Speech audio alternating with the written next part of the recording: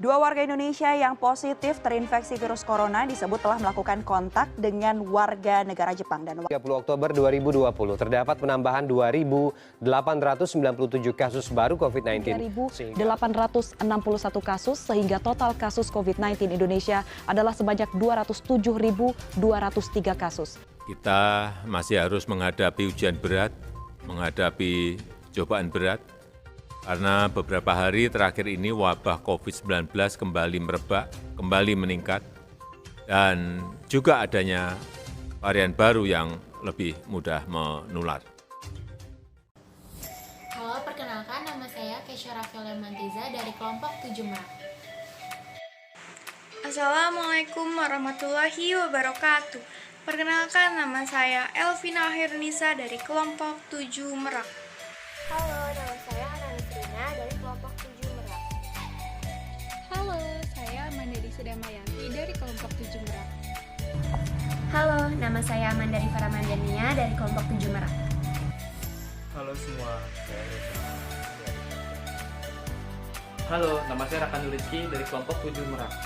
Halo, saya Firly Rizky Anjani dari kelompok 7 Merak.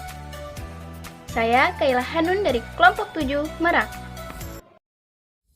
Nah, sekarang untuk mencegah penyebaran COVID-19 itu banyak banget caranya. Tapi yang paling penting adalah pertama, kalian itu harus cuci tangan secara rutin. Gunakan sabun dan air atau cairan pembersih tangan berbahan alkohol. Yang kedua, selalu jaga jarak aman dengan orang yang batuk atau bersin. Kalian tuh harus physical distancing atau social distancing. Terus jangan lupa untuk selalu kenakan masker jika pembatasan fisik tidak dimungkinkan. Nah, karena sekarang virus COVID itu semakin parah, kalian bisa gunakan double masker. Terus jangan sentuh mata, hidung, atau mulut Anda kalau misalnya kalian itu lagi di luar nih, karena yang namanya kita megang apa, terus gimana tangan kita megang apa, terus nanti jadi ada virus, kita nggak pernah tahu karena virus itu pasti ada di mana-mana. 5. Terapkan etika batuk dan bersin. Caranya, tutup mulut dan hidung menggunakan lengan atas bagian dalam ketika batuk atau bersin. Selain dengan lengan, bisa juga menutup mulut dan hidung menggunakan kain tisu yang setelahnya harus langsung dibuang ke tempat sampah. Yang keenam, jangan keluar rumah jika merasa tidak enak badan. Disarankan untuk jangan keluar rumah sebab bisa jadi itu adalah tanda awal infeksi atau penyakit. Ketujuh, jika demam, batuk, atau kesulitan bernafas, segera cari bantuan medis. Pemerintah Indonesia sudah menunjuk sejumlah rumah sakit rujukan corona. Jika memungkinkan, kamu disarankan untuk melakukan panggilan telepon terlebih dahulu untuk mencari tahu informasi lengkap terkait rumah sakit yang dituju. Meskipun sudah melakukan pemeriksaan dan dinyatakan negatif, tetapi menjaga kesehatan dan kebersihan tetap perlu dilakukan. Selalu ikuti saran dari tenaga medis. Menjaga kebersihan tidak hanya berlaku di luar rumah. Sesampainya di rumah setelah berpergian, bila perlu, sediakan keranjang pakaian khusus baju dan masker yang dipakai berpergian, agar kuman tidak menempel di pakaian kotor lainnya. Jika memungkinkan, langsung cuci masker dan pakaian yang habis dipakai berpergian. Selain itu, bersihkan juga barang-barang yang dibawa keluar rumah, misalnya seperti tas, dompet, atau handphone. Melalui program nasional, World Health Organization atau WHO merekomendasikan beberapa vaksin. Di antaranya ada Sinovac atau CoronaVac dan AstraZeneca. Sinovac atau CoronaVac adalah vaksin yang berasal dari Cina dengan efikasi 65,3%.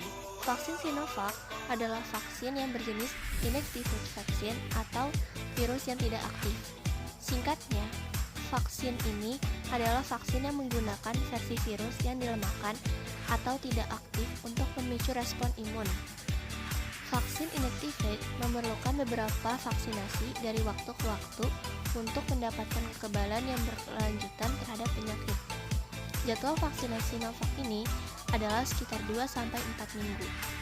AstraZeneca Vaksin. Kelompok ahli penasihat strategis WHO tentang imunisasi atau SAGE telah mengeluarkan rekomendasi sementara untuk penggunaan vaksin COVID-19 Oxford atau AstraZeneca.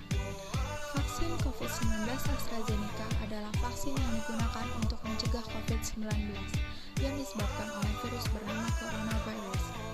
Vaksin COVID-19 AstraZeneca diberikan kepada orang dewasa berusia 18 tahun ke atas. Vaksin COVID-19 AstraZeneca merangsang pertahanan alami tubuh atau sistem imun. Siapa aja sih yang bisa diberikan vaksin AstraZeneca? Jadi, meskipun persediaan vaksin terbatas, direkomendasikan agar prioritas diberikan kepada petugas kesehatan yang berisiko tinggi terpapar dan orang yang lebih tua, termasuk mereka yang berusia 65 tahun atau lebih. Apakah aman? Dua versi vaksin diproduksi oleh AstraZeneca SK Bio atau Republik Korea dan Serum Institute of India telah terdaftar untuk penggunaan darurat oleh WHO. Ketika vaksin menjalani pertimbangan SAGE, itu telah menjalani tinjauan oleh European Medicines Agency atau EMA. EMA telah menilai secara menyeluruh data tentang kualitas, keamanan, dan kemanjuran vaksin dan telah direkomendasikan pemberian izin edar bersyarat untuk orang berusia 18 tahun ke atas. Tentang waktu berapa sih kita harus mendapatkan dosis kedua? Jadi, kalian harus mendapatkan dosis kedua AstraZeneca sekitar 4 hingga sampai 12 minggu setelah dosis pertama. Berikut ialah manfaat dari vaksin. Yang pertama, membantu menciptakan herd immunity. Pemberian vaksin COVID-19 bertujuan untuk mencegah dan memutuskan mata rantai penularan virus corona. Yang kedua, membentuk antibodi. Vaksin COVID-19 terbukti bisa membantu membentuk respon antibodi untuk sistem kekebalan tubuh. Yang ketiga, meminimalkan dampak ekonomi dan sosial. Manfaat vaksin COVID-19 tidak hanya untuk sektor kesehatan, tetapi juga untuk sektor ekonomi dan sosial negara. 4. Efektif meminimalisir penyebaran virus. Vaksin COVID-19 sudah terbukti efektif untuk mencegah seseorang terinfeksi virus corona. 5. Menurunkan sakit parah akibat COVID-19. Orang yang sudah mendapatkan vaksin COVID-19 memiliki risiko yang lebih rendah untuk terkena gejala serius jika terinfeksi COVID-19. 6. Melindungi orang-orang di sekitar. Manfaat vaksinasi COVID-19 yang tak kalah pentingnya adalah vaksin yang kita dapatkan juga bisa membantu melindungi orang di sekitar kita terhindar dari risiko wabah tersebut. Efek samping vaksin Sinovac. Ketika seseorang melakukan penyuntikan vaksin Sinovac, maka kemungkinan akan terjadi beberapa efek samping. Seperti yang pertama, orang tersebut merasakan nyeri, kemerahan, atau bengkak di tempat bekas suntikan. Lalu yang kedua, biasanya orang tersebut akan merasakan demam. Ketiga, badan menjadi terasa lelah. Keempat, nyeri otot dan sakit kepala. Kelima, sakit kepala, mual, bahkan muntah. Lalu, apa yang membedakan dan terjadi jika seseorang melakukan vaksin AstraZeneca? Biasanya, jika seseorang melakukan vaksin tersebut akan merasakan yang pertama, orang tersebut akan merasakan nyeri, hangat, gatal, atau memar di tempat bekas suntikan. Lalu yang kedua, biasanya orang tersebut merasakan sakit kepala. Yang ketiga, tidak enak badan, badan terasa lelah, demam, diare, dan menggigil. Dan yang kelima, mengalami gejala flu. Reaksi atau efek samping tersebut bisa ditanyakan ke pihak dokter jika efek samping tersebut tidak kunjung reda atau bahkan semakin parah. Yang paling penting dan perlu dicatat bahwa tidak semua orang yang menerima kedua jenis vaksin tersebut mengalami efek samping.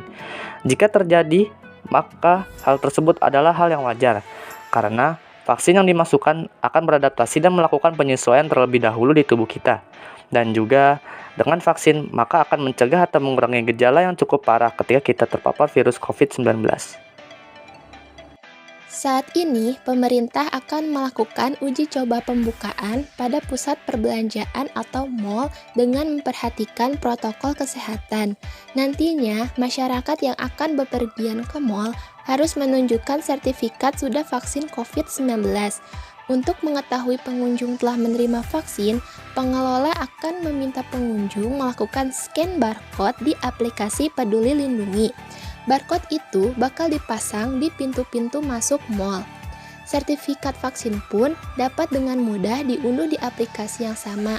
Namun demikian, pengunjung berusia di bawah usia 12 tahun dan di atas 70 tahun masih dilarang masuk mal karena beresiko lebih rentan.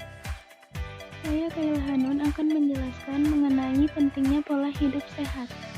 Selain mematuhi prokes atau protokol kesehatan seperti memakai masker, menjaga jarak, mencuci tangan, dan lain sebagainya, pada masa pandemi ini juga sangat penting loh untuk menerapkan pola hidup sehat. Pola hidup sehat adalah gaya hidup yang memperhatikan segala aspek kesehatan. Di antaranya, makan makanan bergizi, istirahat yang cukup, olahraga secara rutin, minum vitamin, menjaga kebersihan tubuh dan lingkungan, mengonsumsi buah, sayur, dan air mineral secara rutin, dan yang paling utama adalah menjaga pikiran agar selalu positif. Lalu, mengapa kita perlu menerapkan pola hidup sehat? Karena banyak sekali manfaat yang akan kalian dapatkan, antara lain, memiliki tubuh yang fit dan bugar, memiliki cukup energi untuk beraktivitas fisik, meningkatkan imunitas, serta mencegah penyakit.